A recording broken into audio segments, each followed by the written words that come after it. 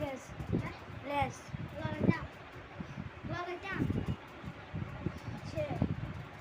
আচ্ছা তাহলে এভাবে একটু ঘুরে দাও।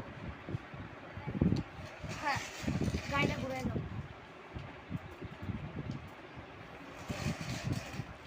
এই যে আরাফাতের গরু, অনেক সুন্দর একটা গরু।